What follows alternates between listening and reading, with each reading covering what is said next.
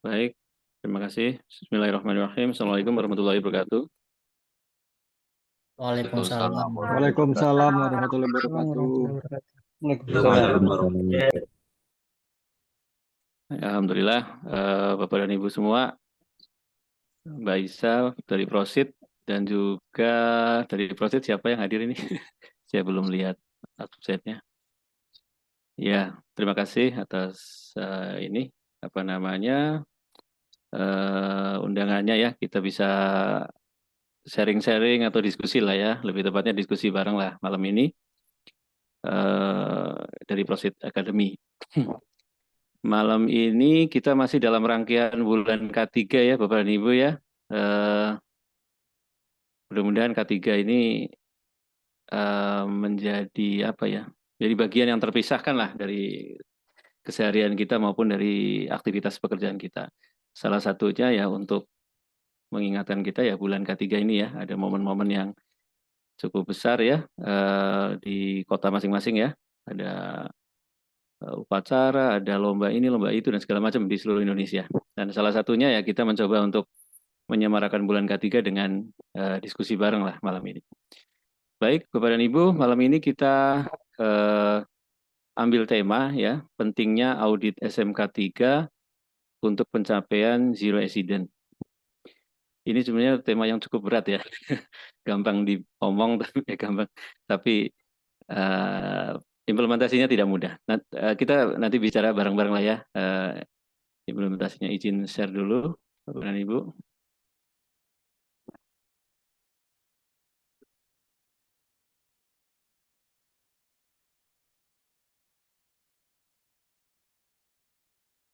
Baik, temanya ini perkenalan sedikit ya dari saya. Lukmantoro nama saya, satu kata saja. Profesi saya konsultan, kemudian auditor, instruktur, dan akademisi ya di Fakultas K3. Beberapa konsultasi maupun audit selama ini ya, industri yang saya pernah ini ya lalui ya, oil and gas, mining, manufacturing, construction, marine, logistik, aviation, dan lain-lain ya. Mudah-mudahan kita bisa berdiskusi lebih dalam dengan Bapak dan Ibu semua ya. Nanti kita kenalan.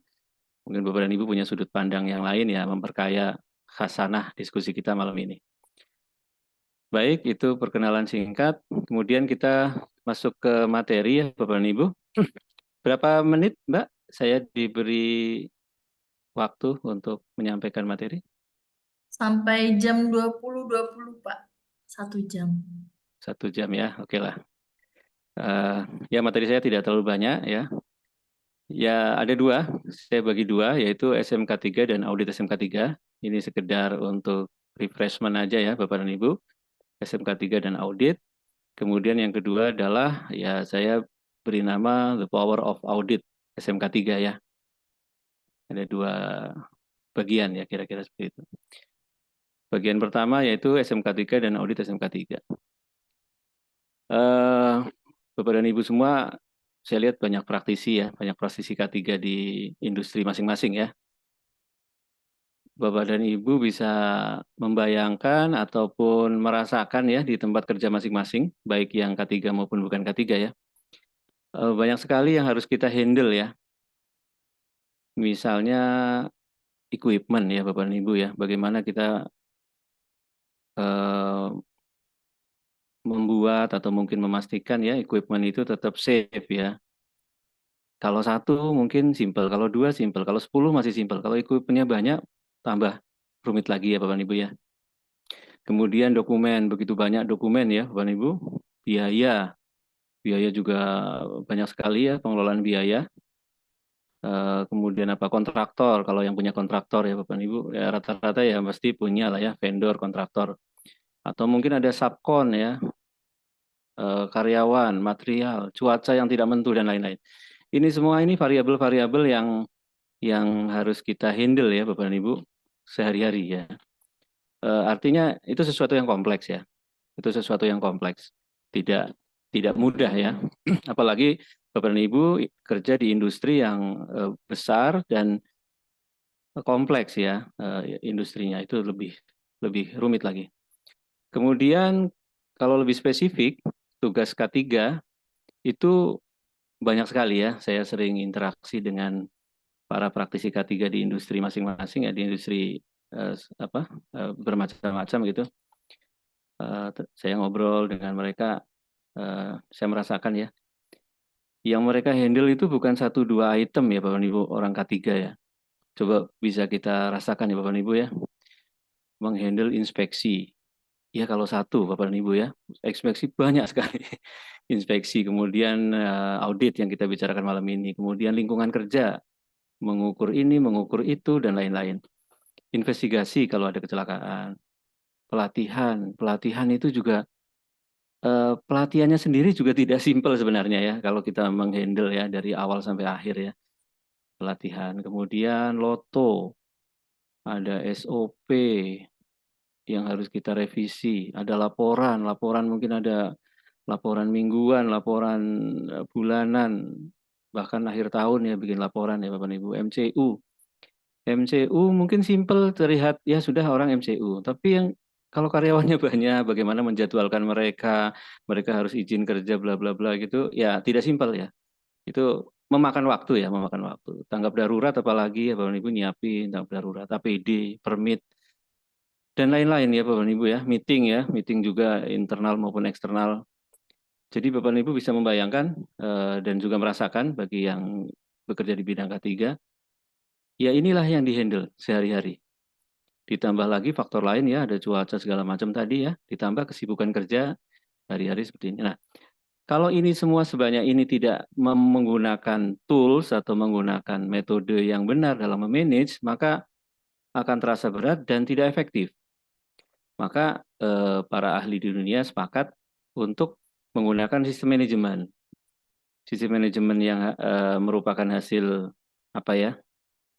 Hasil bisa dikatakan kesepakatan gitu ya, kesepakatan dari para ahli merumuskan suatu sistem yang bisa dipakai di industri tertentu maupun di seluruh industri gitu ya, Bapak Ibu. Dan kita tinggal pakai saja ya.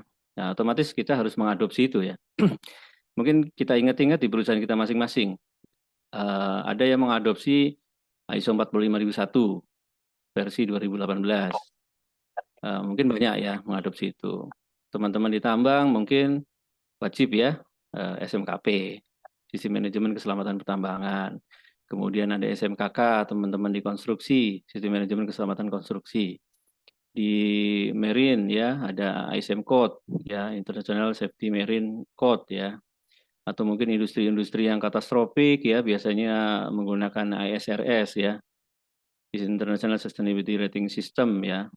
Dan SMK3 ya, SMK3 wajib di Indonesia ya dengan syarat dan ketentuan berlaku ya, 100 perusahaan atau lebih atau memiliki potensi bahaya tinggi ya.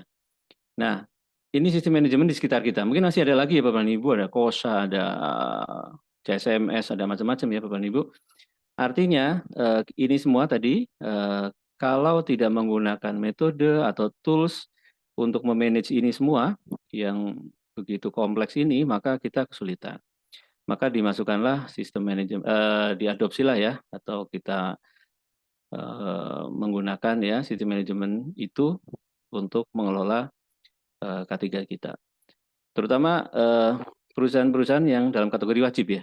Wajib itu satu diwajibkan oleh Indonesia ya, pemerintah Indonesia. Misalnya 100 orang atau lebih, atau potensi banyak tinggi. Udah wajib SMK3 PP50. Atau karena perdagangan, maka dia wajib ISO 45001. Misalnya ekspor impor gitu ya. Jadi perusahaan di luar negeri mengenal kita, oh ini komit dengan K3, maka kita menggunakan ISO 45001 ya. Udah international recognition-nya udah bagus lah ya ISO 45001. Di tambang ya wajib ya karena ada peraturan ya Kepen 1827 di tambang ya dan turunannya ya apa namanya Kep Dirjen berapa 185 gitu ya, jadi SMKP ya wajib diterapkan. Nah, pilihan-pilihan ini tergantung di perusahaan masing-masing ya. Yang jelas wajiblah menerapkan ya, apalagi SMK 3 ya, hidup di Indonesia wajib menerapkan SMK 3. Tapi Bapak dan Ibu pasti merasakan sistem manajemen ini semua diterapkan di industri masing-masing. Bahkan ada yang double-double ya. Pas saya ASMK 3, AS 4001 juga ASM Code, juga ASRS misalnya gitu ya. Ya ada juga yang seperti itu Bapak dan Ibu ya, tapi ya itu pilihan. Oke, nah kemudian kita mengerucut ke ini ya Bapak dan Ibu, sebelum masuk ke audit nanti sebagai pendahuluan. Awal-awal ya Bapak dan Ibu, mungkin dari beberapa dari kita pernah mendapatkan rezeki ikut mendevelop sistem ya. Ada juga yang tidak ikut mendevelop tapi ikut merasakan sistem sudah berjalan ya, ada juga seperti itu ya. Tapi yang ikut mendevelop dari awal, dari nol gitu ya Bapak dan Ibu, itu merasakan mendevelop itu ya nggak gampang ya, nggak gampang ya. Kalau dari nol ya, itu nggak gampang. Misalnya katakanlah ada perusahaan baru ya Bapak dan Ibu, perusahaan baru berdiri, perizinan sudah dapat, mulai ada proyek atau dapat job lah ya perusahaan, apapun perusahaan itu, dapat job, mulailah running bisnisnya. Nah, mulailah setup sistem manajemen K3. Sistem manajemen K3 ya dalam hal ini bisa PP50, bisa ISO 40001, ataupun apapun. Nah, kalau yang ikut merasakan dari awal, mungkin Bapak dan Ibu merasakan bahwa mendevelop itu kira-kira ya, sudut pandangnya seperti ini. Pertama, kita harus memahami persyaratan SMK 3. Ya, apapun itu ya, ISO 45001 atau SMKP atau yang lainnya. Kita harus memahami, betul-betul memahami. Karena kalau tidak memahami, maka kita menjadi perusahaan yang sepotong-sepotong ya. Mungkin di elemen 1, elemen 2 bisa, elemen 3 tak paham misalnya seperti itu kan, jadi tak bagus lah. Jadi harus memahami full. Biasanya dengan training, dengan dibantu konsultan ataupun dengan segala macam ya cara belajar. Kemudian yang kedua, Bapak dan Ibu harus tahu persyaratan dari stakeholder dan peraturan perundang-undangan. Ini penting sebelum kita mendesain sistem. Persyaratan stakeholder maksudnya begini Bapak dan Ibu, misalnya perusahaan Bapak dan Ibu adalah kontraktor. Kontraktor apa? Kontraktor migas kah? Kontraktor tambang kah? Atau kontraktor industri yang lain gitu ya. Katakanlah kontraktor migas gitu ya. Nah, maka stakeholdernya yaitu migas itu terasa banget ya, terasa banget mempengaruhi sistem manajemen perusahaan kita, gitu. Ya baik dirasakan secara visual maupun tidak ya itu sangat mempengaruhi sistem manajemen. Nah itulah persyaratan stakeholder. Kemudian peraturan perundang-undangan. Nah peraturan perundang-undangan ini Bapak dan Ibu harus meregister ya peraturan perundang-undangan sedetail mungkin ya supaya kita dalam mendesain sistem manajemen nggak salah-salah ya. Misalnya Bapak dan Ibu mendesain alat angkat, ini mengacu kemana nih, gitu kan? Atau alat-alat yang lainnya, gitu. Jadi tidak tumpang tindih, bingung ya nanti di tengah jalan. Ya dari awal lah ya dipikirkan gitu ya. Kemudian tidak kalah pentingnya yang ketiga yaitu kebijakan organisasi. Satu perusahaan dengan yang lain itu tidak mungkin sama. Misalnya kita mencoba untuk copas sistemnya industri tertentu gitu Bapak dan Ibu, kemudian dicopas ke industri kita atau ke perusahaan kita. Mungkin secara umum bisa ya, bisa agak mirip-mirip, tapi begitu mendalam beda Bapak dan Ibu. Contoh misalnya pengadaan APD aja. Di perusahaan yang lain mungkin tanda tangannya sampai tiga tanda tangan untuk pengadaan APD. Mungkin perusahaan kita cuma 2 yang mengajukan sama approve gitu ya misalnya. Itu namanya kebijakan organisasi. Jadi hal-hal seperti itu tidak mungkin sama ya satu perusahaan dengan perusahaan yang lain ya. Approval dan juga birokrasi dan juga sequence dari kegiatan itu tidak mungkin sama. Jadi ketiga hal ini kemudian diramu oleh kita yang pernah merasakan development system, kemudian dijadikan sebuah sistem. Nah, kita mengatakan sistem luas ya sebenarnya ya, tapi bisa diwakili ya, bisa diwakili dengan SOP. SOP mewakili sebuah sistem yang kita develop ya. Kemudian ada form, ada manual, ada work instruction dan lain-lain ya Bapak Ibu ya, ada target program dan lain-lainnya. Itu apa namanya? Itulah sistem yang kita develop. Nah, mendevelopnya ya itu tadi ya, menggunakan ketiga hal itu, bahkan bisa ditambah yang lain. Misalnya faktor kekinian ya, zaman ya, teknologi dan segala macam bisa menjadi inputan untuk mendesain sistem. Kalau sistem itu sudah dibangun Bapak dan Ibu, nah ini seperti judul nih, seperti judulnya. Dijalankan dengan baik, mudah-mudahan kecelakaan kerja dan PAK itu minim, kalau bisa nol ya, zero ya. Minim itu zero ya, kalau bisa ya. Kemudian produktivitas, kenyamanan, kredibilitas, dan sertifikat ya. Sertifikat sistem manajemen tadi ya, yang kita adopsi. Jadi ya seperti itu. Nah, posisi audit di mana? Posisi audit adalah ini Bapak dan Ibu ya, memastikan ini itu dijalankan dengan baik. Ya posisinya mungkin di mana ya? Mungkin di sinilah ya, di sini ya, di akhir-akhir gini ya. Dijalankan, nah itulah, disitulah audit ya Bapak dan Ibu ya. Ada audit, ada audit. Nah, bisa dibayangkan ya Bapak dan Ibu ya, audit itu penting, tetapi juga bukan satu-satunya variabel yang bisa apa ya, membantu meraih zero accident ya. Jadi penting tapi bukan satu-satunya variabel. Variabelnya banyak. Oke Bapak dan Ibu, ini sekelumit dari sistem. Kemudian kita lanjut ke audit ya Bapak dan Ibu. Jadi posisi audit adalah di bawah tadi ya, artinya setelah sistem itu dijalankan. Definisi. Definisi banyak ya Bapak dan Ibu, definisi audit. Tapi kita fokus di definisi menurut K3. Kita ambil secara internasional yang sudah disepakati oleh ISO. ISO itu anggotanya berapa negara ya? 160 berapa gitu ya. Pokoknya 160, lupa saya, 160 berapa negara di dunia. Artinya kumpulan negara-negara dengan para ahli yang membicarakan tentang K3. Artinya definisi maupun sistem yang dipakai ISO sudah teruji lah secara internasional. Maka saya biasanya menggunakan definisi ya, kalau nggak ngambil dari ISO ya dari peraturan di Indonesia. Definisi banyak ya, salah satunya audit. Audit menurut ISO adalah proses yang sistematis, independen, terdokumentasi untuk memperoleh bukti audit dan mengevaluasinya secara objektif untuk menentukan sejauh mana kriteria audit terpenuhi. Kalau menurut PP 50 tahun 2012 tentang penerapan SMK 3, audit adalah pemeriksaan secara sistematis, sama ya, sistematis, independen juga sama ya, terhadap pemenuhan kriteria yang telah ditetapkan untuk mengukur suatu hasil yang telah dilaksanakan dalam penerapan SMK 3. Ya agak mirip lah, beda susunan kata lah. Jadi audit itu ya Bapak dan Ibu ya definisinya.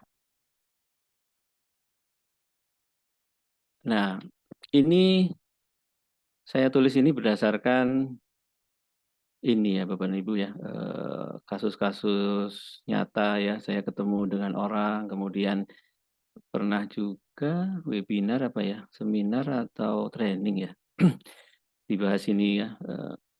Jadi banyak yang melakukan audit itu seperti inspeksi ya. Jadi tujuan audit itu ya bukan inspeksi ya. Inspeksi Bapak Ibu pasti sudah pernah melakukan inspeksi ya Bapak Ibu, detail, kemudian fokus di satu objek gitu. Misalnya kita inspeksi equipment, ya satu gitu diinspeksi mendetail berdasarkan apa namanya standar tertentu atau kriteria tertentu gitu. Tapi audit bukan itu gitu ya. Karena saya kadang-kadang menemukan auditor itu berlama-lama di satu alat gitu ya. Salah sih tidak ya, tapi itu jatuh seperti inspeksi ya. Jatuhnya seperti jadi forumnya forum inspeksi itu ya. Kalau pas forum audit mungkin bukan itu ya sudut pandangnya. Gitu. Jadi tidak tepat lah ya, kalau inspeksi banget tidak tepat. Ada faktor ada apa namanya? Metode inspeksi dalam audit boleh ya dikombinasi, tapi jangan lama-lama gitu ya. Kemudian investigasi. Ada sebagian auditor itu investigasi. Investigasi itu cirinya ya menurut saya ini Bapak Ibu ya dengan bahasa santai gitu ya, banyak kata-kata mengapa ya. Jadi auditor itu banyak menanyakan mengapa. kepada auditi. Jadi auditi itu ya sampai bingung juga menjawab mengapa terjadi gitu ya. Misalnya ada satu sistem yang tidak dijalankan ya, apalah dia punya program K3 tidak dijalankan. Kemudian auditornya banyak mengapa tidak berjalan, mengapa ini, mengapa itu. Jadi investigasi. Jatuhnya investigasi ya. Hal itu sudah terjadi di masa lalu, kemudian investigasi. Jadi kurang tepat ya, gitu berlama-lama diinvestigasi itu kurang tepat ya. Itu root cause analysis jatuhnya ya, bukan audit. Audit itu dengan bahasa sederhana mungkin lebih tepatnya mengevaluasi sistem ya. Nah, kembali ke judul tema malam ini untuk mencapai zero incident ya kita powerful kan audit ya. Jangan sampai salah arah atau salah metode sehingga audit itu kehilangan kehilangan power ya. Gara-gara salah kita melakukan auditnya. Jadi mengevaluasi sistem, bukan inspeksi maupun investigasi ataupun yang lain. Kira-kira ini ya, ini berdasarkan ini ya, best practice lah. Kemudian segitiga audit Bapak dan Ibu, diingat-ingat lagi segitiga audit, audit triangle ini penting ya Bapak dan Ibu. Jadi auditor itu kadang-kadang karena mungkin kita kan punya background masing-masing ya Bapak dan Ibu ya, tidak bisa dipungkiri kan. Ada yang backgroundnya dulu kantoran, gitu ya. Kantoran itu maksudnya meniti karirnya di kantor terus gitu ya, artinya biasa dengan dokumen ya. Tidak salah pada saat audit, auditor itu terampil dengan dokumen, ya tidak salah juga ya. Tetapi kurang powerful di lapangan karena dokumen terus ya, bisa berjam-jam gitu ya. Bagus untuk dokumen bagus, tapi jangan lupa auditor juga ada tanggung jawab untuk yang kedua yaitu periksa dokumen juga pengamatan di lapangan, observasi di lapangan. Ada juga background kita yang dari lapangan, maka dokumen agak kurang biasanya bukan kurang tahu tapi kurang interest ya. Kita kurang interest sebagai internal auditor, jadi berlama-lama di lapangan. Kemudian wawancara Bapak dan Ibu ya, sekali-kali kita gunakan metode wawancara untuk mewawancarai auditi. Ya, mungkin tidak selalunya ya, karena waktu juga terbatas pada saat audit, baik audit internal maupun eksternal. Gunakan wawancara. Wawancara adalah mengkonfirmasi apakah yang diamati dan yang diperiksa itu benar, periksa dokumen itu benar. Jadi menggunakan metode wawancara. Ketiga hal ini kalau dikombinasikan mudah-mudahan ya Bapak dan Ibu auditnya bagus ya, auditnya bagus. Ditambah lagi tadi jangan berlama-lama di lapangan, jadi jatuhnya inspeksi nanti gitu ya. Atau berlama-lama nanyain orang mengapa. Jadi orang itu lebih banyak bercerita tentang root cause analysis ya, jatuhnya nanti bukan audit. Nah, ketiga hal ini bagus untuk mengevaluasi sistem. Kemudian ini aja refreshment aja Bapak Ibu. Faris, ulun disuruh ikut. Faris kan masih belum tahu apa-apa. Iya. Audit Oke. Ini anggaplah perusahaan ya Bapak Ibu ya. Ini perusahaan kita yang di tengah. Ada 3 pihak audit ya. Ini terkenal di aturan. Kalau di internasional ada namanya ISO 19011 ya. Itu ya pedoman audit lah. Itu audit pihak pertama namanya internal audit. Kita mengaudit antar kita ya, antar kita di perusahaan kita sendiri itu internal audit. Kemudian pihak kedua biasanya customer ya. Customer mengaudit kita ya, pihak kedua. Stakeholder gitu ya, mengaudit kita itu pihak kedua. Kemudian ada namanya audit pihak 3. Yaitu dilakukan oleh, kalau SMK 3 namanya lembaga audit ya. Lembaga audit SMK 3. Lembaga audit yang apa? Yaitu lembaga audit yang pihak keempat mengaudit ya Kemenaker ya. Atau menunjuk ya. Kemudian ada namanya badan sertifikasi untuk ISO. Itu namanya badan sertifikasi. Itu yang diakreditasi ya oleh badan akreditasi. Pihak keempat ini tidak langsung mengaudit Bapak dan Ibu ya. Dia hanya mengaudit pihak ketiga. Nah, mungkin malam ini kita agak lebih penekanan di ada penekanan di internal audit ya. Ya walaupun yang lain bisa kita singgung, cuma kita menekankan di internal audit. Kemudian, ya itu Bapak dan Ibu, bagian 1. Kita masuk ke bagian 2, ini jam berapa? Bagian 2, The Power of Audit, SMK 3, ya. Jadi seperti yang sempat saya singgung di depan, untuk mencapai zero incident ini bukan hanya kontribusi dari satu variabel ya Bapak Ibu ya, banyak banget variabel. A, B, C, D, E, F, mungkin lebih dari ini ya. Salah satunya audit SMK 3 ya. Yang lainnya ada inspeksi, ada reporting, ada komitmen segala macam ya Bapak Ibu ya. Jadi untuk mencapai zero incident banyak banget variabel. Nah, salah satu variabel yang penting itu audit SMK 3. Jadi audit SMK 3 ini ya berkontribusi juga terhadap zero incident ya, walaupun tidak secara linear langsung bisa dilihat ya, dibuat grafik itu auditnya bagus, pasti itunya bagus ya, kecelakaan 0 gitu ya, tidak bisa seperti itu ya, tapi namanya kontribusi ya, namanya kontribusi itu kalau itu dicabut kontribusinya sehingga mempengaruhi ya sistem, tapi bukan 100% mempengaruhi. Kira-kira posisi audit itu seperti itu. Kemudian, nah ini ilustrasi Bapak dan Ibu. Bapak dan Ibu mungkin sebagian praktisi ya di lapangan ya. Satu aja kita ambil satu contoh ya Bapak dan Ibu ya. Working at height ya, bekerja di ketinggian ya. Nah, ya kita sepakat ya, bekerja di ketinggian dengan ketinggian yang ekstrim gitu mesti high risk, bahkan mungkin bisa fatality ya Bapak dan Ibu ya. Nah,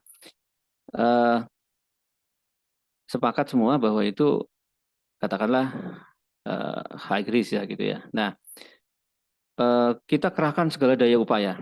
Ya, awalnya kita menggunakan HIRA DC misalnya Bapak Ibu ya atau IBPR.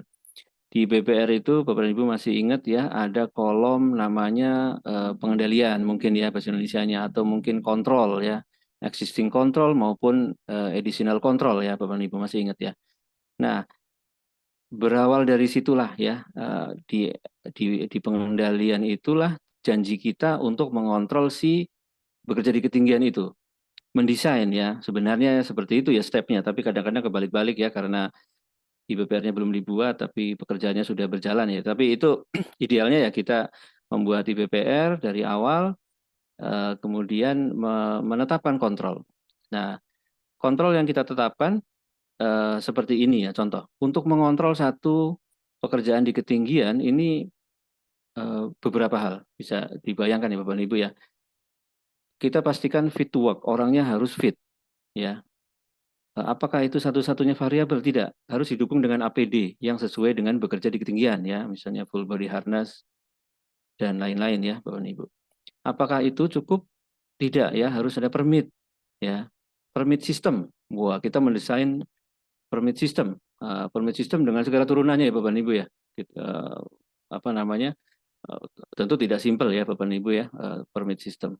Kemudian engineering control tidak lupa ya, kita coba semaksimal mungkin melakukan engineering control untuk mencegah ya jangan sampai terjadi hal-hal yang tidak kita inginkan di bekerja di ketinggian itu.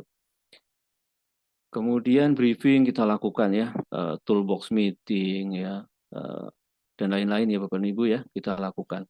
Kemudian prosedur kita buat, work instruction prosedur untuk bekerja di ketinggian kita buat.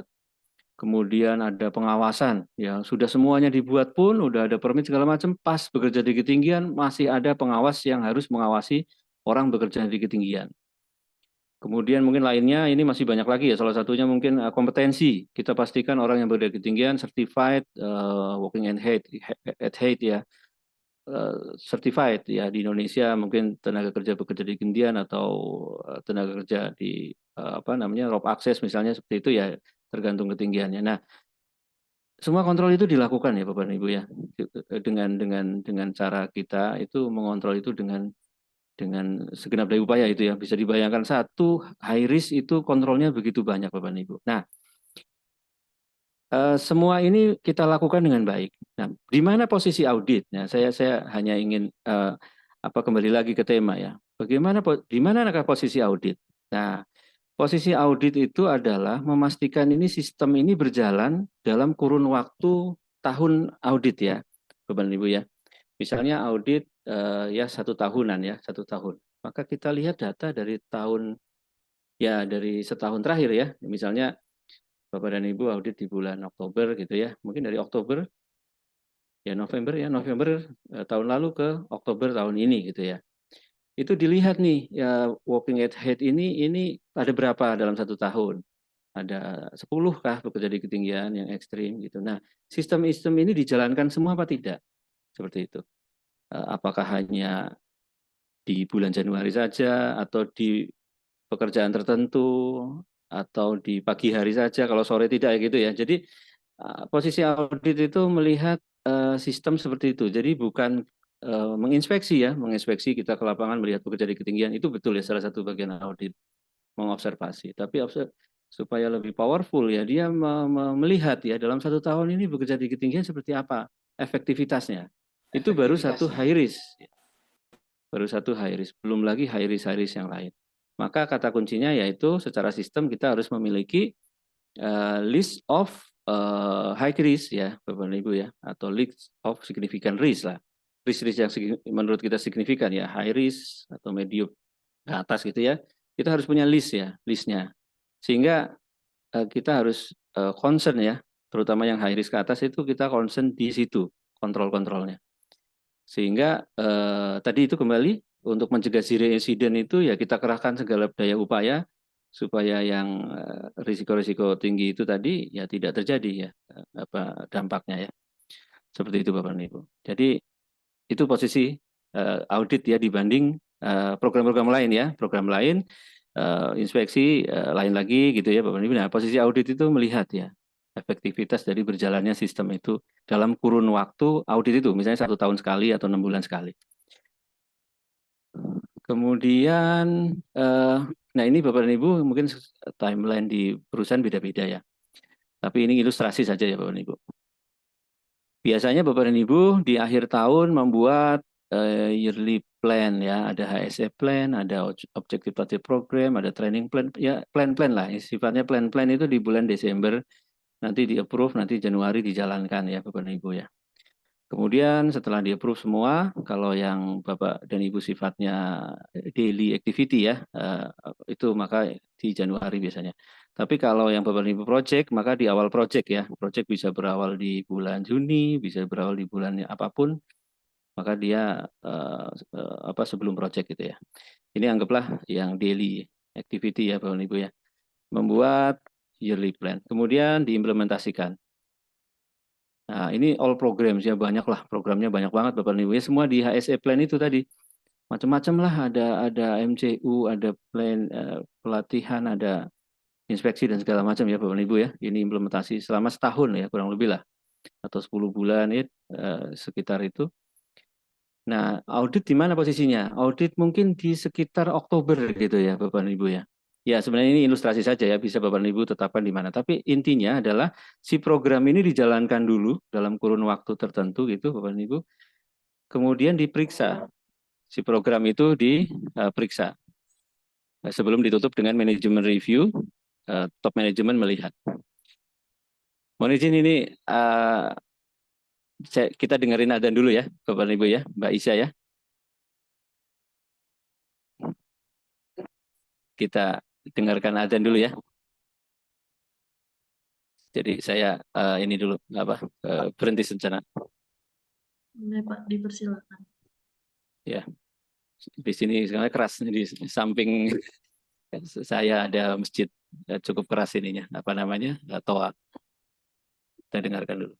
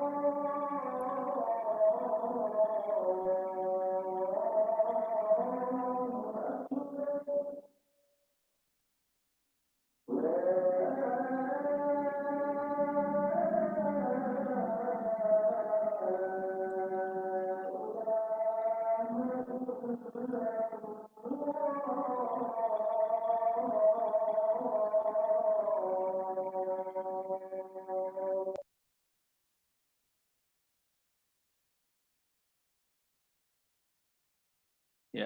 Nah, oke, kita mulai lagi Bapak Ibu ya. Bagi yang mau menjalankan sholat Isya silahkan. Yang safar mungkin sudah dijamak ya. Yang menjalankan jalanan ya silahkan. Jadi posisinya audit kira-kira ya Bapak Ibu dalam sebuah planning tahunan ya di bulan-bulan akhir tahun atau ya tidak harus akhir tahun ya tergantung planningnya. Tapi kira-kira posisinya itu. Jadi sudah dijalankan sistem itu sudah dijalankan setahun berjalan gitu ya Bapak Ibu ya semua program. Kemudian nanti auditor memeriksa berjalannya program ini sehingga lengkap kita bisa melihat apa namanya kinerja dari sistem ya. Tapi kalau baru sebentar biasanya agak sulit ya, sulit melihat sistem karena sepotong ya. Jadi nanti jatuhnya malah inspeksi atau verifikasi gitu ya. Tapi kalau sudah setahun jadinya lebih komplit. Bahkan data bisa lebih dari 1 tahun. Kemudian, nah, kita sebagai auditor atau kita sebagai auditi ya, itu ya perlu menyadari ya, perusahaan kita atau perusahaan yang kita audit itu di level maturity level berapa. Ya walaupun ini tidak wajib ya, ini sudut pandang saja ya Bapak dan Ibu ya, best practice saja ya Bapak dan Ibu ya. Mengapa seperti itu? Karena pengaruh banget nanti ke how to do auditnya sama hasil yang dihasilkan dari laporan audit itu. Jadi kita bacakan sejenak ya Bapak dan Ibu, ada namanya maturity level. Banyak teori tentang maturity level, ada Hudson, ada Kells dan lain-lain ya. Saya ambil yang ini saja lah, yang cukup terkenal juga ya. Di tambang juga pakai ini ya. Dan ini penjelasan singkat ya Bapak dan Ibu, ini penjelasan yang apa namanya hanya potong saja ya untuk menggambarkan. Jadi maturity level 1, perusahaan yang di level 1 ini bisa dikatakan dia belum memiliki sistem. Atau sistem yang ada hanya dokumen belaka. Mungkin Bapak dan Ibu pernah merasakan ya, atau pernah melihat gitu ya, perusahaan yang belum ada sistem manajemen K3 ya. Dan belum ada, dan ada dokumen mungkin ya, seonggok dokumen atau setumpuk dokumen, tapi ya dokumen saja gitu ya. Implementasi K3 buruk sekali. Yang tadi ya, working at height ya, kembali lagi ke sini Bapak Ibu. Ini kan kita ya sudah punya sistem, ada fit to work, APD, segala macam. Mungkin di perusahaan itu cuma ada satu, yaitu briefing sebelum naik ke ketinggian dan APD sama briefing gitu ya. Prosedur tidak ada, permit tidak ada, fit to work tidak ada. Jadi ada perusahaan-perusahaan yang seperti itu ya. Karena mungkin maturity levelnya masih di 1. Maturity level 2 itu sistem sudah ada. Alhamdulillah sudah ada. Implementasi K3 dilakukan jika ada pemicu. Misalnya ada kecelakaan atau ada tiba-tiba ada pemeriksaan atau audit dari pihak eksternal gitu ya, kaget-kaget lah. Ya kita tidak menyalahkan juga, tapi memang dia masih di level reaktif ya, reaktif kalau ada pemicu baru bereaksi. Ya auditor ya agak mengerti juga di level ini, jadi merasakan gitu ya, merasakan. Kemudian di compliance ya, jadi sistem sudah berjalan. Fokus pada pemenuhan persyaratan dan hal-hal teknis. Ini sudah bagus sebenarnya Bapak dan Ibu. Di level 3 ini sudah bagus. Sistem sudah ada, sudah berjalan. Persyaratan-persyaratan ya compliance terhadap regulasi di Indonesia misalnya udah bagus lah. Ya walaupun belum sempurna tapi sudah sertifikasi ini sertifikasi itu sudah oke lah gitu ya. Nah, jadi level 3. Ya. Level 4 itu sistem sudah dijalankan secara konsisten. Jadi sudah berjalan dengan perencanaan, implementasi, evaluasi sudah berjalan dengan baik. Ya sudah ada evaluasi Bapak Ibu. Sudah terasa ya. Aura evaluasi itu terasa. Di departemen ini evaluasi, kinerja ini dievaluasi, apa-apa dievaluasi ya, itu terasa itu. Nah, kemudian perbaikan terus-menerus. Kalau ada kurang kayak agak resah gitu. Segera improvement, diperbaiki. Itu mungkin di level 4 ya. Otomatis ngukur ini ya tidak sesimpel itu ya. Ngukurnya harus dengan metode yang cukup panjang. Tapi apa namanya, singkat cerita seperti itu. Kemudian resilient ya, yang apa namanya level 5 ya. Ini paling bagus lah. Semua ini sudah merasa K3 adalah kebutuhan bukan kewajiban. Jadi kalau sudah karyawan merasa K3 itu kebutuhan, ya wajib sih wajib, dia merasakan wajib, tapi di atas wajib ya kebutuhan ya. Jadi ya apa namanya, ya seperti kita berbakti kepada orang tua. Ada yang karena wajib gitu ya berbakti kepada orang tua, ya itu bagus-bagus saja, tidak ada salah. Tapi ada yang levelnya lebih dari itu, yaitu saya memang butuh gitu, butuh untuk berbakti karena lebih dari itu. Gitu. Wajib dan perlu gitu ya. Jadi itu bagus banget ya, K3-nya udah berjalan dengan sangat baik lah. Perusahaan menganggap K3 adalah investasi bukan biaya.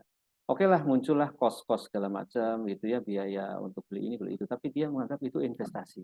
Kalau orang selamat, orang sehat itu investasi. Ya. Paradigmanya sudah seperti itu. Efektivitas sistem sudah menjadi fokus. Jadi fokus pada efektivitas. Sistem karena sudah berjalan dengan baik semuanya, jadi ini efektif apa tidak? Jadi bukan berjalan atau tidak sistem, tapi sudah efektif. Ya jadi bisa dibayangkan ya Bapak Ibu. Nah, ini nanti terasa di auditor. Kalau Bapak dan Ibu audit di level 1, mungkin Bapak dan Ibu akan mendapatkan laporan yang cukup lengkap. Laporannya sih dibaca lengkap ya, bagus ya kalau secara laporan auditor ya, bagus ya. tapi mungkin banyak banget ya temuannya ya. Regulasi ini nggak comply, APD tidak dipakai, kayak gitu-gitu. Jadi basic-basic banget ya, gitu. Nah, ini untuk kita sesuai tema gitu ya, untuk mencegah kecelakaan kerja, itu auditornya ya kerja keras, gitu. Karena banyak banget temuan yang harus rinci gitu supaya perusahaan itu bisa mencegah kecelakaan kerja gitu ya. Ya, artinya kerja keras lah auditor. Ya, walaupun yang lain juga kerja keras, tapi ini luar biasa ya effortnya ya.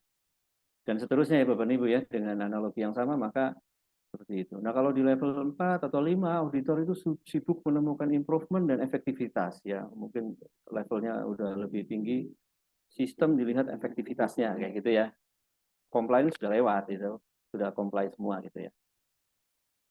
Ya, memang ini nggak mandatori ya Bapak Ibu, ini hanya menyampaikan bahwa yang dirasakan auditor itu mungkin seperti ini ya Bapak Ibu, mungkin punya perasaan yang sama dengan saya gitu ya.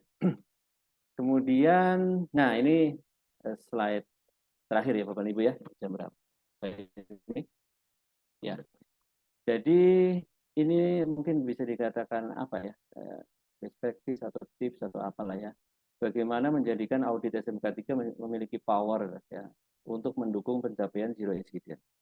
Audit bisa tidak memiliki power ya kalau tata caranya salah ya, tapi menjadi penting dan memiliki power dan bisa mendukung pencapaian zero incident apabila dilakukan dengan benar dan benar dari awal ya, benar dari awal. Yang pertama, ini saya cukupkan dengan 6 saja, mungkin lebih dari ini sebenarnya. Yang pertama, kompetensi auditor, Bapak Ibu. Otomatis kita menyerahkan atau mempercayakan audit itu. Audit itu adalah proses mengevaluasi sistem ya, kepada seseorang atau beberapa orang.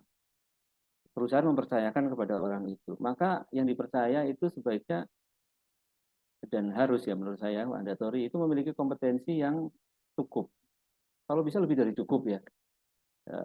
Kalau industri ya sesuai industrinya ya Bapak Ibu ya. Jadi kalau industri misalnya yang complicated kayak migas, petrochemicals gitu ya memang harus punya kompetensi tentang itu gitu ya. Jadi bisa memotret yang dia bisa potret gitu ya.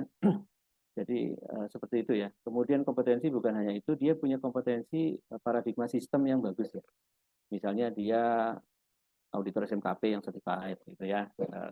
Lulusnya memang agak susah tapi ya seperti itu ya kompetensi auditor SMKP gitu misalnya dan lain-lain ya Bapak Ibu certified ya. Kemudian jam terbang audit ya, jam terbang auditnya harus jangan baru pertama kali, otomatis beda lah ya dengan yang sudah berkali-kali ya. Nah, kompetensi auditor kita bereskan ya sesuai dengan sistem manajemen yang kita adopsi ya. Kemudian risk based audit ya Bapak Ibu ya di risiko-risiko yang kita sudah tetapkan yang tinggi-tinggi kayak tadi misalnya begitu di ketinggian atau mungkin ada yang potensi ada kejadian eksplosif gitu ya apa namanya auditnya lebih diperketat atau yang kompleks ya orangnya banyak kayak gitu ya jadi itu apa namanya risk based ya. Kemudian audit plan Bapak Ibu. Audit plan itu penting ya, kayak ya saya sering dengar ya dari para auditor internal. Pak, kami cuma dikasih waktu 1 jam untuk audit. Ya jadi ya bagaimana untuk mencapai zero incident? Dia cuma dikasih waktu 1 jam di satu area. Areanya luas lagi gitu ya, misalnya apa ya, workshop atau warehouse yang luas gitu ya. Dikasih waktu 1 jam dari memeriksa dokumen sampai ke lapangan. Karena kalau lebih dari itu orang warehouse-nya itu sibuk gitu misalnya gitu ya. Ya bagaimana apa yang bisa didapatkan kalau cuma setengah jam dokumen, setengah jam lapangan. Buru-buru lah. Seperti itu. Intinya audit plan-nya itu settingannya kurang pas ya. Jadi orang diburu-buru ya. Apa sih yang diburu-buru? Menurut saya sih kalau audit internal ya, kalau audit internal ya disepakati saja dengan auditi. Anda bisakah 3 jam? Ya bisa-bisakan gitu ya. Dan juga auditornya juga kompeten jadi jangan juga terlalu lama juga bukan ya tapi jangan juga terlalu singkat ya jadi audit plan ya salah satunya waktu kemudian audit plan itu penting juga misalnya Bapak dan Ibu membuat rencana-rencana audit ya kapan harus audit ke site, kapan harus audit ke mana, perjalanannya berapa lama, itu juga penting ya, supaya efektif gitu. Misalnya auditor disuruh perjalanan udara, habis itu perjalanan laut, ya habis itu darat selama 12 jam. Besok langsung audit, tidak dikasih waktu istirahat. Ya di hari H audit ya bisa dibayangkan pesawat itu 3 jam, habis itu dia naik laut mungkin 8 jam, habis itu perjalanan darat 10 jam gitu misalnya, ya ekstrim banget ya. Besoknya langsung audit ya, kalau menurut saya istirahat dulu lah, kasihan, rebah-rebahan gitu ya, istirahat. Terus audit, jadi efektif auditnya. Orang kelelahan kan udah nggak bisa ya, nggak konsen. Jadi audit plan ya. Itu contoh audit plan ya Bapak Ibu ya. Kalau saya sih lebih membahasakan begini ya, mungkin ada yang kurang setuju bahasa saya, ya tidak. Maksudnya kita berdiskusi saja. Tidak ada yang perlu diburu-buru gitu. Maksudnya ya kita setting lah, kita sendiri yang memplanning ya kita yang melakukan lah. Ada yang diburu ya, maksudnya target misalnya harus selesai audit di bulan Oktober. Iya benar. Tapi kan dari Januari kita memplanning. Ya jadi artinya ya jangan juga diburu-buru banget. Nanti power auditnya kurang. Kemudian audit triangle dilakukan dengan sepenuh dengan sepenuhnya gitu ya. Misalnya tadi ya audit triangle itu ya walaupun kita suka dengan dokumen ya tetap ke lapangan gitu ya, jangan juga karena kita jago dokumen kita jarang ke lapangan ya diimbangi lah supaya kita, atau mungkin gini lah yang memang lempah di lapangan jadi dia tandem dengan teman yang memang jago lapangan gitu ya sudah tandem aja, saya fokus dokumen ya biar fokus ya, oke. Jadi audit triangle-nya diwakili dengan orang lain ya. Jadi audit observasinya kamu aja deh, kamu jago lapangan, sudah kamu audit lapangan. Itu menghasilkan yang lebih bagus ya daripada ya tadi satu orang itu ada lemah gitu ya, lemah di lapangan gitu misalnya. Lebih baik diatur seperti itu ya, kita sendiri yang mengatur dan kita sendiri yang melakukan. Kita punya kebebasan ya, kita punya kemerdekaan untuk mengatur internal audit ya. Kemudian audit finding Bapak Ibu. Ya. Finding itu ya ini kembali lagi ke slide sebelumnya ya. Kalau memang dia level 1 ya Bapak dan Ibu itu berat banget ya. Itu findingnya isinya tidak ada sertifikasi alat angkat, tidak ada sertifikasi operator forklift gitu ya. Itu findingnya seperti itu ya. Level 1 gitu. Tidak ada SOP ini, SOP itu gitu ya di level 1. Jadi banyak banget findingnya gitu ya. Ya tidak salah ya, tapi di level 1 ya. Tapi kalau sudah level tinggi findingnya lebih ke efektivitas gitu ya Bapak Ibu ya.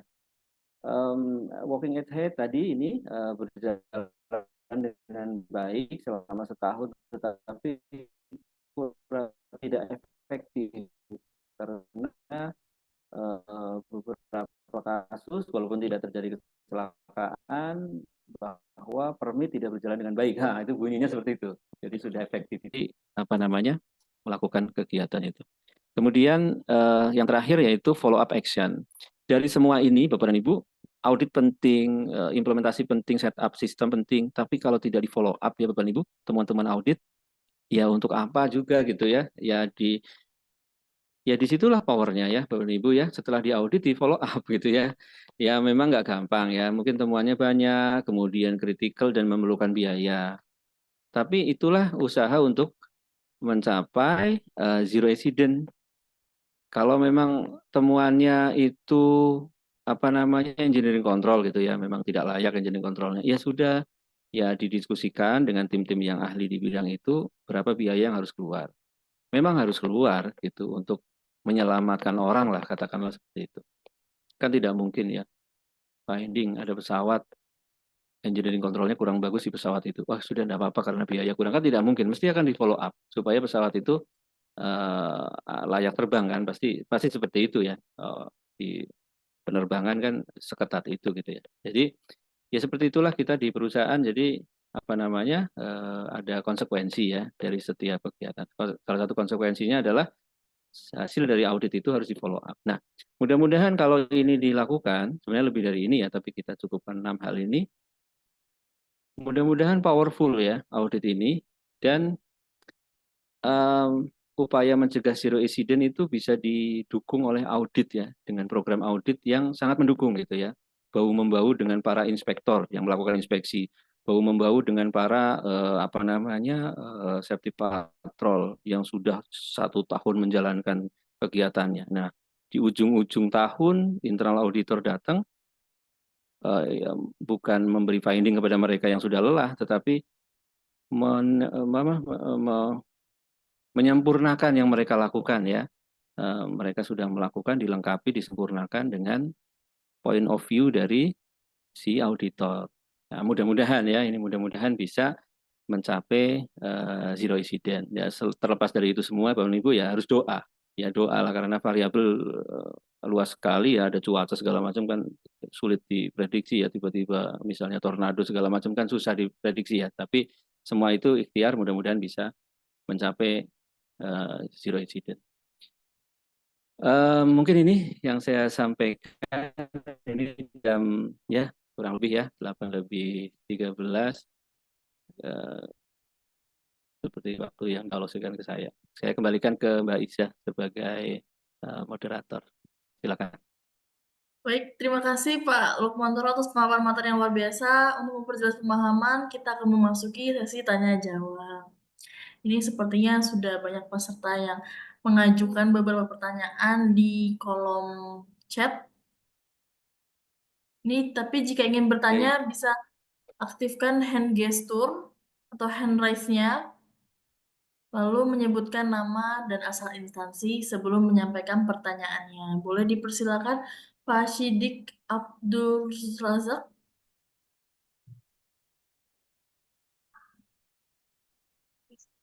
Baik, terima kasih Ibu Admin dan Pak Lukmantoro sebagai narasumber, Pak. Apakah terdengar jelas, Pak? Iya, Terdengar, terdengar Pak Sidki ya, terdengar. Baik, Pak. Yang ingin saya tanyakan adalah bagaimana jika kita ingin mengambil legal sebagai auditor SMK 3 Kemenaker, namun kita bekerja di perusahaan di level 1, Pak, yang belum established. Artinya masih tahap develop system seperti yang Pak Lukmantoro sampaikan tadi.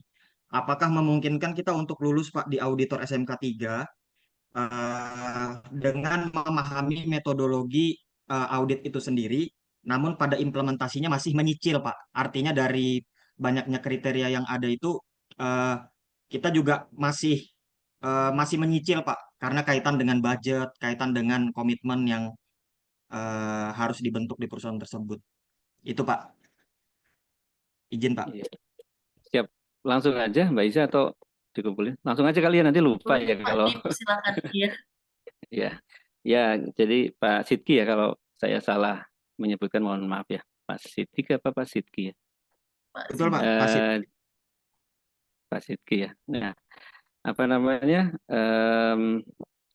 Ya kita tidak masalah Pak, kita berada di perusahaan katakanlah menurut kita gitu ya level 1 misalnya seperti itu. Ya nggak apa-apa, kita so must go on ya. Kita tetap ambil sertifikasi auditor SMK 3. Yang terpenting Bapak dan Ibu Pak Sidki itu adalah kita memahami persyaratan dari SMK 3. Misalnya kita menggunakan 166 kriteria ya. Kita pahami betul-betul mendetail apa maunya dari 166 kriteria. Anggaplah perusahaan kita, tempat kita bekerja baru katakanlah separuh yang dijalankan gitu ya. Berarti berapa tuh separuhnya itu apa namanya? 80 berapa? 83 ya. Nah, apa namanya? Baru separuh gitu ya.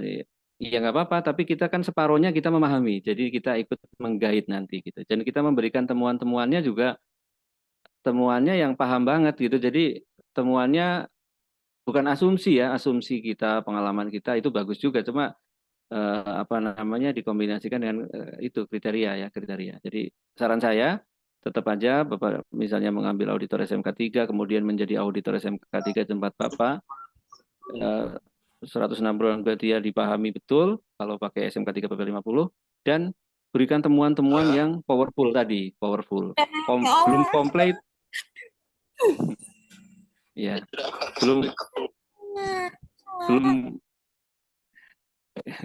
belum comply itu apa gitu ya. Jadi Pak Sidki bisa detail. Belum comply-nya apa? Justru terbantu perusahaan. Misalnya belum comply-nya ada 20 item. Nah, Pak Sidki itu betul-betul detail 20 item.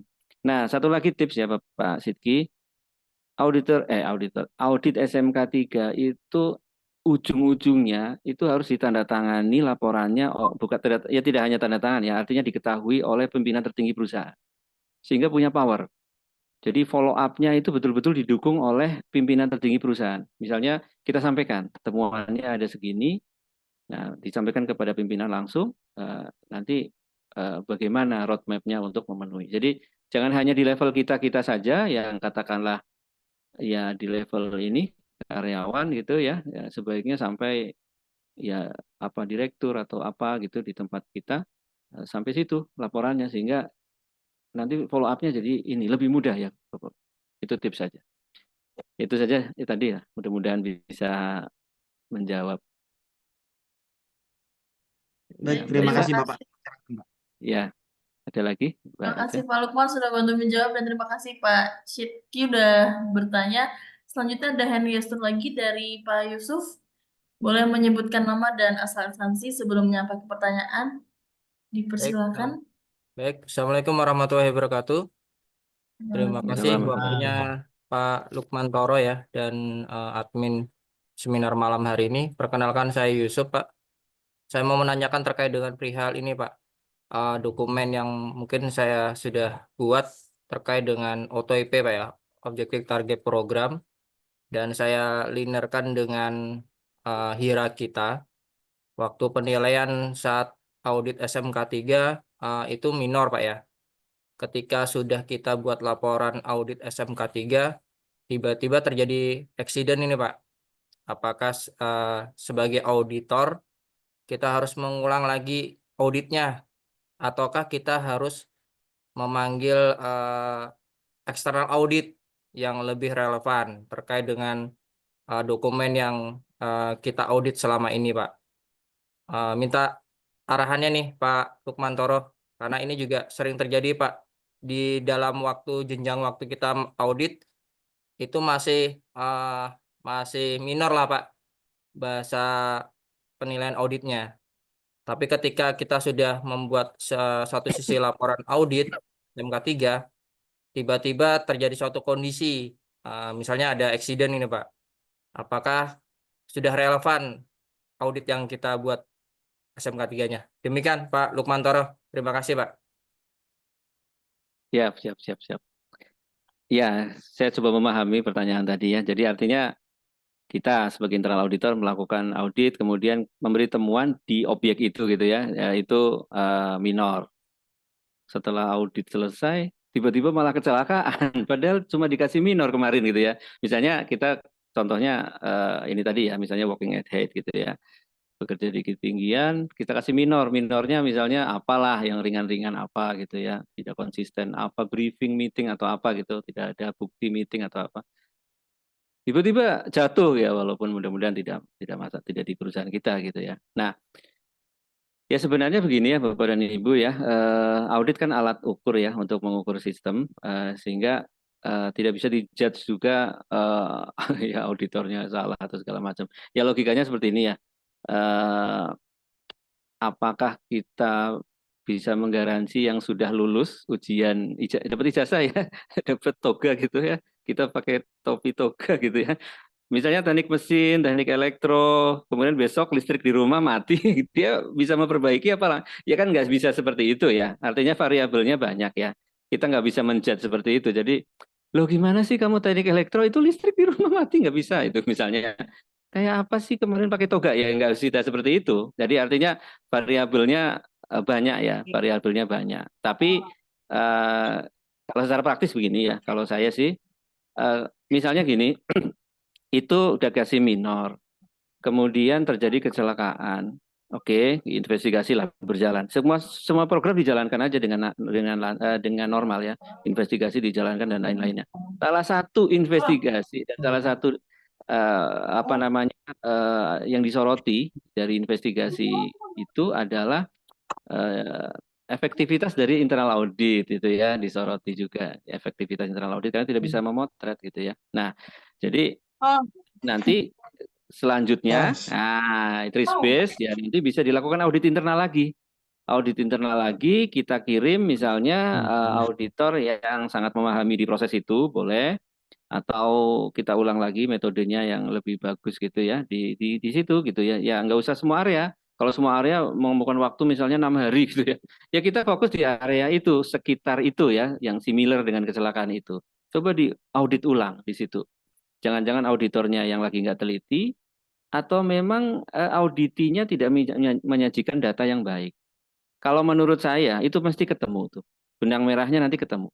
Jadi audit internal, minor, kemudian kecelakaan, audit internal lagi. Tapi ya jangan langsung seminggu kemudian, nggak cocok itu. Dibiarkan dulu, ya kira-kira mungkin setelah investigasi ya. Terus audit internal lagi. Ada yang salah apa di situ? Seperti itu. Nanti ke potret ya, mudah-mudahan bisa ke potret. Bahwa saya meyakini bahwa kecelakaan itu nggak ujuk-ujuk ya. Ujuk-ujuk apa ya bahasa Indonesia? Apa namanya? Tiba-tiba gitu ya, tiba-tiba jatuh dari ketinggian, itu enggak kayak gitulah. Saya sering nonton itu berkali-kali, saya nonton film Bhopal ya. Kecelakaan di India tahun 1984 itu ya, yang meninggal 3.000 berapa orang itu ya. Bhopal ya, perusahaan pestisida di India itu. Itu kan katastrofik ya, 3.000 orang lebih gitu ya. Kalau kita runut ke belakang, itu ternyata enggak tiba-tiba meledak, bukan meledak, tiba-tiba rilis gas itu ya, toksik gas tiba-tiba, enggak kayak gitu, didahului yang kecil-kecil itu banyak, seperti teori Hendrik gitu. Jadi artinya nanti ketemulah benang merahnya, mudah-mudahan ketemu benang merahnya bahwa kelemahan sistem di yang tadi kecelakaan itu di sini ketemu. Kira DC-nya mungkin nggak lengkap gitu, dia hanya ngomong ABC. Sementara kontrol dari high risk itu seharusnya normally ya secara internasional itu harusnya ABCDEFGH. Tapi kita cuma ABCD dan merasa sudah keren banget gitu. Ya kita kurang belajar kali, kurang kalau di SMK 3 itu ada namanya benchmarking ya, studi banding ada tuh di SMK 3 PP50. Kita melakukan studi banding di perusahaan sejenis yang lebih mature gitu ya. Nggak apa-apa, teman calling aja gitu. Saya ke tempatmu boleh ya kalau boleh gitu ya, atau ngobrol deh, aku hiraku kok cuma ABCD ya, kontrol dari ini. Harusnya apa lagi? Oh kurang tuh, harusnya sampai H gitu. Atau mungkin ABCD-nya apa? Yang C-nya itu nggak efektif tuh, permitmu itu kok kayak gitu doang permitnya gitu ya, misalnya gitu ya. Jadi ya seperti itulah untuk membangun sistem ya, kira-kira seperti ya nggak mudah ya, saya ngomong begini ya, tapi kenyataannya ya nggak mudah, tapi bisa dilakukan. Mungkin itulah gambaran dari saya untuk menjawab Pak Yusuf tadi. Baik Pak Lukmantoro, terima kasih Pak penjelasannya Pak. Ya, Baik, ada terima lagi? kasih Pak Yusuf dan Pak Lukmantoro. Ini ada beberapa pertanyaan Pak di kolom chat, tapi izin untuk Chat ya. saya bacakan satu. Ini Boleh, dari boleh. Putu Ina Trisna Dewi. Selamat malam Pak Lukman. Mohon izin Malam. bertanya, untuk maturity level SMK 3, apakah ada range nilainya di setiap tingkatan di level 1 vulnerable hingga level 5 resilient? Terima kasih sebelumnya. Ya, sebenarnya tools yang paling lengkap ya ini mohon izin ya kalau saya mungkin sudut pandangnya kurang jauh jalan-jalannya. Tapi saat ini itu bisa kita coba lihat peraturan-peraturan di Kementerian Pertambangan ya, SDM. Itu tools untuk menilai maturity level, tapi memang spesifik untuk pertambangan ya. Tapi bisa lah dipakai di tempat lain, mungkin sementara ya, sebelum ada peraturan lain gitu ya, peraturan yang keluar di industri lain gitu. Itu apa namanya bisa dipinjem toolsnya untuk apa namanya, ya memang nggak relevan, harus di customize ya. Itu apa namanya, ada Cap Dirjen 10 ya, tahun berapa tuh, 2020 apa ya, 2023 apa ya. Nah, tentang ini kan apa, penilaian kinerja keselamatan pertambangan. Kemudian itu. Nah, atau ya ini benchmarking namanya. Saya menyampaikan ini, kita bisa benchmarking ke teman-teman di pertambangan. Tapi jelas tidak bisa diterapkan di industri lain, totally different ya, tapi artinya konsep berpikirnya bisa dipakai.